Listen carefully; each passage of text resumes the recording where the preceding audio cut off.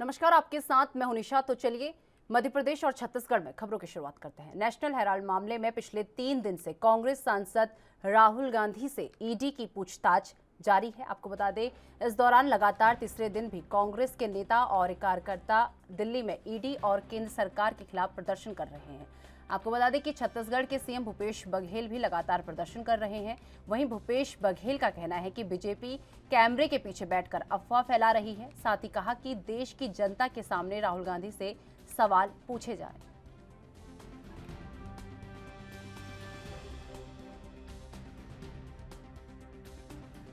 Party कैमरे के पीछे बैठकर सारे अफवाह फैलाने में लगी हुई है, तो मैं तो केंद्र सरकार से मांग करता हूं और ईडी से भी ये मांग करता हूं कि वहां सारे मीडिया हाउस के कैमरा लगा दिए जाए। जो सवाल उसके हैं और राहुल जी जो जवाब दे रहे हैं पूरा देश सुने, जाने, समझें और वो तय करें कि सच क्या है। यदि हमने नेशनल हेराल्ड को बचाने का अपराध किया तो हम अपराधी हैं। वो नेशनल हेराल्ड जिन्होंने देश की आज़ादी की लड़ाई में भूमिका अदा की है, जिसका स्थापना पंत जी के साथ साथ नेहरू जी, सरदार पटेल, रफ़ी अहमद किदवई, सारे बड़े नेता उसको किए और अपने पैसे लगा के उसको खड़ा किए थे।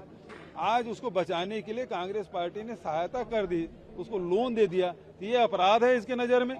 ईडी के पास और कोई काम नहीं रहा, देश में और कोई करप्शन नहीं हुआ जिसके मनी लॉन्ड्रिंग नहीं हुआ जिसके पीछे हो जाएं, केवल राजनीतिक दल के पीछे पड़े हैं। तो सीधी सी बात ये है कि ये ईडी, आईटी, सीबीआई, ये सारे central agency Bharatiya Janata party के चुनावी हथियार की तरफ।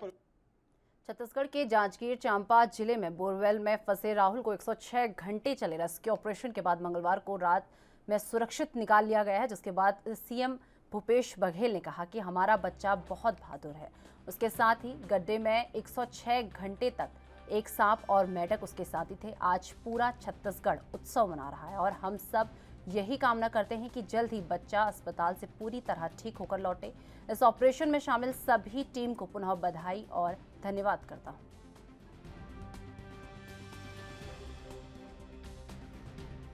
टीम को देख करके आंखें खोल रहा है, सांस उसका सामान्य है।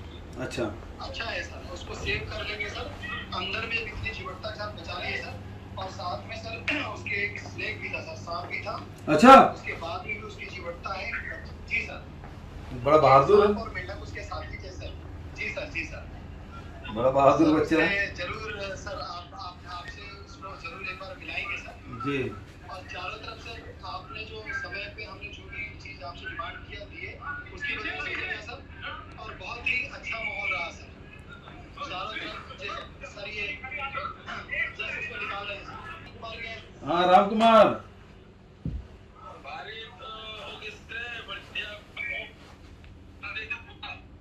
और पूरा देश फोन आते कि बहुत बढ़िया हो गए आपके जो है ये रिकॉर्ड नहीं ना अभी तक इसने हुए रिकॉर्ड बने। हाँ तो रिकॉर्ड है, बिल्कुल सही बात है। सबकी मेहनत, लगन और सबकी दुआ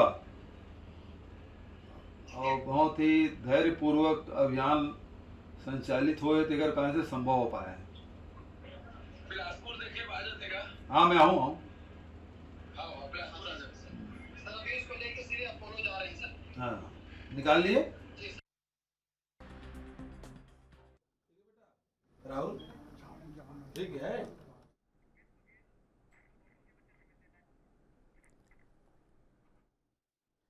तो ये लाइव तस्वीरें हम आपको दिखा रहे हैं जहां पर भूपेश बघेल जो है बच्चे से मिलने पहुंचे हैं, जिस बच्चे को 106 घंटे बाद रेस्क्यू ऑपरेशन के बाद उसे बाहर सुरक्षित निकाला गया है, जिसके बाद उसे अस्पताल में भर्ती कराया गया है। इसी कड़ी में आपको बता दें कि छत्तीसगढ़ के सीएम भूपेश बघेल जो हैं अस्पताल पहुंचे हैं और बच्चे का हालचाल उनके द्वारा यहां पर जाना गया।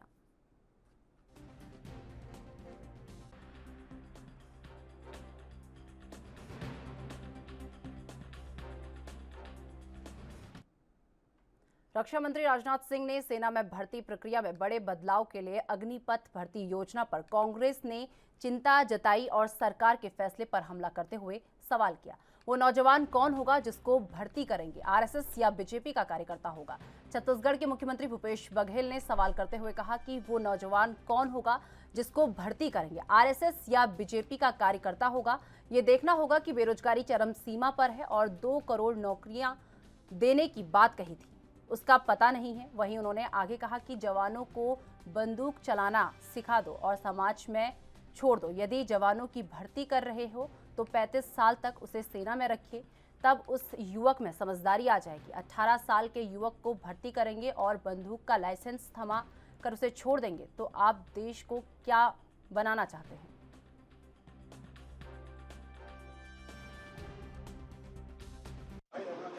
इस सेना में 4 साल के लिए होंगे, 4 साल के बाद क्या करेंगे? हर 4 साल बाद नया बदलेंगे। हाँ। इससे कौन सा बेरोजगारी दूर होगी? और दूसरी बात यह है कि 18 से 22 साल के लड़के उसके बाद बेरोजगार हो जाएगा और उसको आप हथियार चलाना सिखा दोगे, फिर उसके बाद क्या स्थिति बनेगी? ये तो समाज के लिए ठीक भी नहीं है, उस परिवार के लिए भी ठीक नहीं है। ये किसी स्थिति में ठीक नहीं कहा जा सकता। नौकरी 35 साल की उम्र तक, तो सेना में तो 35 साल तक ही रहता है, तो उतना तो रहना चाहिए कम से कम। तो सरकारी दावा कर रही है 10 लाख, सरकारी दावा कर रही है अगले 1.5 साल में, अगले 10 लाख नौकरियां इससे 1.5 साल की 4 साल, 1.5 साल में 10 लाख नौकरी, 1.5 साल में 10 लाख नौकरियों का उत्सर्जन हो जाएगा। 10 लाख, इसका मतलब ये है 2 करोड़ से घट के 10 लाख, मतलब 1 साल में 7 लाख, 2 करोड़ में एक घट के 7 लाख। इसका मतलब ये है 1 करोड़ 93 लाख है वो फेक था।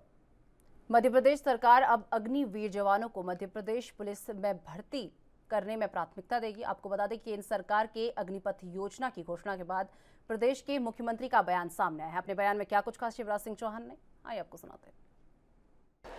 भारतीय सेना भारत का गौरव है और देशवासियों का अभिमान है। सेना के जवान हमारे हीरो हैं, रोल मॉडल है। युवाओं को भारतीय सेना से जोड़ने, देश की सीमाओं की सुरक्षा करने और भारत माता की एकता और अखंडता की रक्षा करने के लिए आज अग्निपथ योजना प्रारंभ करने की घोषणा की गई है। सेना से जवानों को जोड़ने की यह अद्भुत योजना है और इस योजना के लिए मैं हमारे प्रधानमंत्री श्रीमान नरेंद्र मोदी जी को हृदय से धन्यवाद देता हूं, रक्षा मंत्री जी को बधाई देता हूं। इस सेवा के माध्यम से न केवल हम भारत माता की सीमाओं की रक्षा करेंगे, बल्कि 45,000 नौजवानों को देश की सेवा के अवसर के साथ साथ रोजगार भी मिलेगा। मैं युवाओं को आह्वान करता हूं, वे इस सेवा के अंतर्गत भर्ती के लिए आगे आए, परीक्षा दें, सफल हों, देश की सीमाओं की सुरक्षा करें, अपने जीवन को सफल और सार्थक करें। 4 साल के बाद ऐसे जवान जो अग्निपथ योजना के अंतर्गत सेना में भर्ती होंगे, जिनको अग्निवीर कहा जाएगा, उन अग्निवीरों को मध्य प्रदेश पुलिस की भर्ती में भी हम प्राथमिकता देंगे। मध्य प्रदेश में अभी विधानसभा चुनाव के लिए करीब 1.5 साल का समय शेष है, लेकिन चुनावी विसात अभी से बिछाई जाने लगी है। सत्तारूढ़ पार्टी बीजेपी कहीं से भी कांग्रेस को ढील नहीं देना चाहती है। ये बात हम इसलिए कह रहे हैं क्योंकि आज एमपी में 3 विधायकों ने बीजेपी का दामन थाम लिया है। ये तीनों विधायक अपने अपने क्षेत्र के बड़े नाम भी हैं। जाहिर है कि चुनाव में सीधा लाभ यहां पार्टी को मिलेगा। आज जिन विधायकों ने भाजपा ज्वाइन किया है उनमें सुसनेर से निर्दलीय विधायक राणा विक्रम सिंह, सपा विधायक राजेश शुक्ला और बसपा एमएलए संजीव कुशवाहा के नाम शामिल है। उन्होंने 11 बजे बीजेपी प्रदेश दफ्तर में सदस्यता ली और इस दौरान सीएम शिवराज सिंह चौहान और वीडी शर्मा भी मौजूद रहे। इन तीनों साथियों का हृदय से स्वागत करता हूं और मैं उनको विश्वास दिलाता हूं, चाहे हमारे संजीव जी हो, चाहे हमारे राजेश जी हो, चाहे हमारे राणा विक्रम सिंह जी हो, ये अपने क्षेत्र के विकास के लिए, जनता की भलाई के लिए सदैव चिंतित रहते हैं। और हमारी भी प्रयास ये रहा है कि क्षेत्र के विकास में और जनता की अपेक्षाओं की पूर्ति में हम कोई कसर न छोड़ें। आज वो भारतीय जनता पार्टी परिवार के सदस्य हैं। मैं पार्टी में प्रवेश पर उनका स्वागत करता हूं। अध्यक्ष जी के नेतृत्व में हम लोग काम करेंगे। सरकार के नाते जो अपेक्षाएं हैं क्षेत्र के विकास की, जनता के कल्याण की, वो निश्चित रूप से मैं अपनी तो जिंदगी का ही लक्ष्य है कि अधिकतम भलाई कैसे कर सकें, तो मिलकर अधिकतम भलाई करने के और विकास करने के हम लोग प्रयास करेंगे। भारतीय जनता पार्टी तो एक परिवार है, तो आज हमें गर्व है कि हमारे परिवार के अंदर 3 हमारे ऐसे सशक्त और ताकतवर ऐसे विधायक जो अपने अपने क्षेत्र में जिनकी अपनी महत्वपूर्ण भूमिका है, जो समाज के लिए अपनी महत्वपूर्ण भूमिका निभाते हैं। व्यक्तिगत तौर पर भी आज मैं अगर कहूं, इस मध्य प्रदेश के ताकतवर विधायकों में जो शुमार होते हैं, ऐसे भाई संजीव सिंह कुशवाहा हमारे भिंड के आज भारतीय जनता पार्टी की सदस्यता ग्रहण कर रहे हैं। आज हमारे बीच बुंदेलखंड के मेरे संसदीय क्षेत्र के बगल से बिजावर के हमारे विधायक आदरणीय राजेश शुक्ला जी भी हमारे बीच आज भारतीय जनता पार्टी की सदस्यता ग्रहण कर रहे हैं। और एक ऐसा व्यक्तित्व, मुझे कहने में कोई संकोच नहीं है कि राजनीतिक क्षेत्र में सिद्धांतों पर काम करने वाले लोग बहुत कम मिलते हैं, लेकिन अगर मध्य प्रदेश के अंदर सामाजिक क्षेत्र में, राजनीतिक क्षेत्र में सैद्धांतिक तौर पर काम करने वाला अगर कोई इस प्रकार का अडिग व्यक्तित्व है, तो राणा विक्रम सिंह जी भी आज भारतीय जनता पार्टी की सदस्यता ग्रहण कर रहे हैं। और मुझे कहने में कोई संकोच नहीं है कि आज माननीय प्रधानमंत्री जी और माननीय राष्ट्रीय अध्यक्ष जी के नेतृत्व में और भारतीय जनता पार्टी की सरकार के नीतियों से प्रभावित होकर के हमारे तीनों मित्र आज भारतीय जनता पार्टी के परिवार में सदस्यता ग्रहण कर रहे हैं। आज इस बीच हमारे माननीय मुख्यमंत्री जी का भी हम अभिनंदन करते हैं कि आज उनके नेतृत्व में हमारे तीनों विधायक और भारतीय जनता पार्टी के जो मध्य प्रदेश की भारतीय जनता पार्टी को लगातार नित नए प्रयोगों के साथ, मेरे लिए तो ये बहुत ही गर्व का विषय और खुशी का विषय है।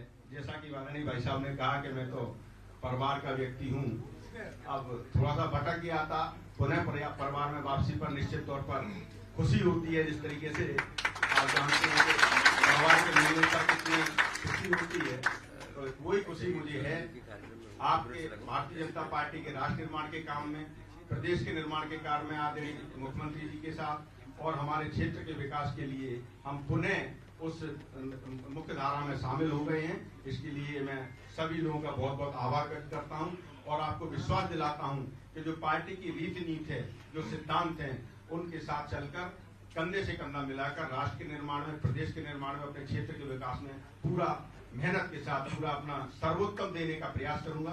तभी ऐसे अवसर मिलते हैं।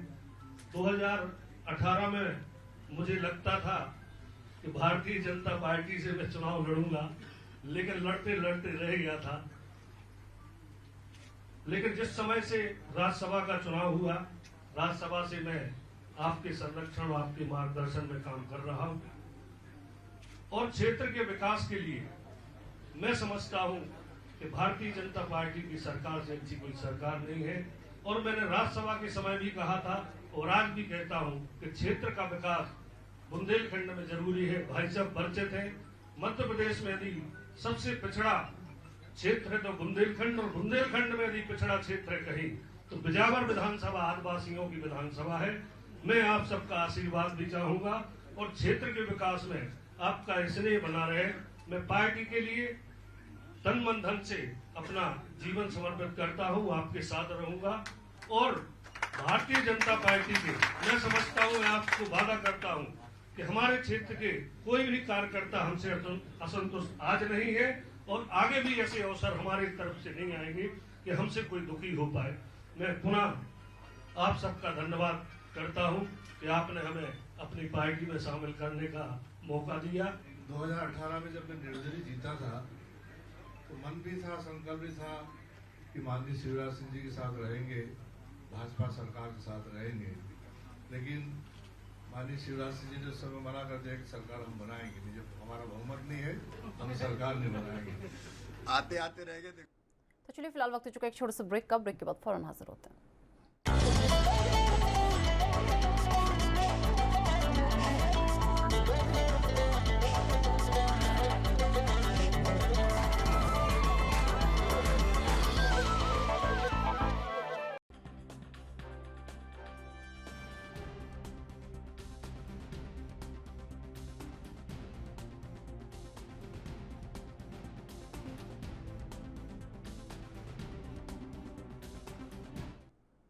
शिवपुरी जिले के बैराड़ थाना क्षेत्र में पानी की तलाश में एक जंगली भालू गांव में घुस गया। ग्रामीणों पर हमला बोल दिया।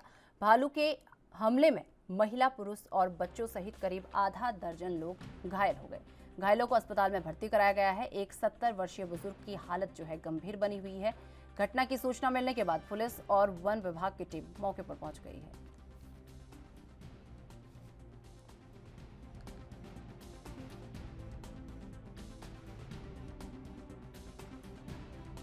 क्या नाम है आपका? मुन्ना लाल शर्मा। अच्छा, ये तो किसने खा लिया इन्हें? रीच ने। कैसे खा लिया? अरे पानी भर रही वो अभी आएगी एकदम पीछे से बस अटैक कर दो। कितने लोगों को खा लिया? बहुत लोग हैं, 8-10 लोग हैं। 8-10 लोगों को। आदिवासी जाना खा रहे। अच्छा, कौन सी जगह? गाजीगढ़, ये वदी के पास। रीच ने। सर आपका क्षेत्र है ये? जी हाँ, मेरा क्षेत्र। हाँ, इसमें मतलब ये भालू अपने क्षेत्र में कोई है क्या वैसे? नहीं, अपने में तो नहीं है, ये आया तो सोपुर साइड से। हाँ, पास में अपना जो कूनों का जंगल लगा हुआ है, हाँ, उसमें से आ सकता है। और ये आने का कारण क्या हो सकता है? पानी वानी पीने आए वो अपने कोपनादा के तालाब में पानी है। हाँ। अच्छा, अब ये लोग जो घायल हैं उनके लिए मतलब कुछ सहायता मिलेगी विभाग की तरफ से? जो भी नियम में है, हाँ, उनको सहायता मिलेगी। ये बिल लगाने उनको पैसा मिलेगा जी। और जहाँ तक संभव होगी हम लोग इलाज इनका कराएंगे अपने निजी पैसे से। आगामी पंचायत और निकाय चुनाव को लेकर एसपी शैलेंद्र सिंह चौहान के निर्देश पर एसडीओपी मेहगांव RKS राठौर के मार्गदर्शन में मुखबिर की सूचना पर बरासो थाना प्रभारी CPS चौहान की बड़ी कार्रवाई देखने को मिली है। आरोपी शशिकांत उर्फ कल्लू खरगोन की ओर से अवैध हथियार का जखीरा भिंड जिले में लाकर आगामी पंचायत और निकाय चुनाव में ऊंचे दामों में खपाना चाहता था, मगर बारसो थाना प्रभारी CPS चौहान ने आरोपी के मंसूबों पर पानी फेरते हुए उसे गिरफ्तार कर उसके खिलाफ आर्म्स एक्ट के तहत मामला दर्ज करके जांच पड़ताल शुरू कर दी है।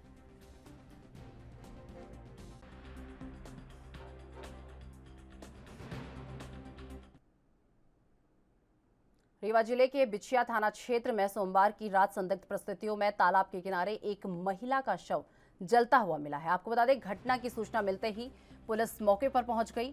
महिला किन परिस्थितियों में जली है इसका अभी तक कोई पता नहीं चल पाया है। प्रारंभिक जांच में महिला की हत्या कर शव को जलाने की आशंका जताई जा रही है। फिलहाल पुलिस इस पूरे मामले की जांच कर रही है।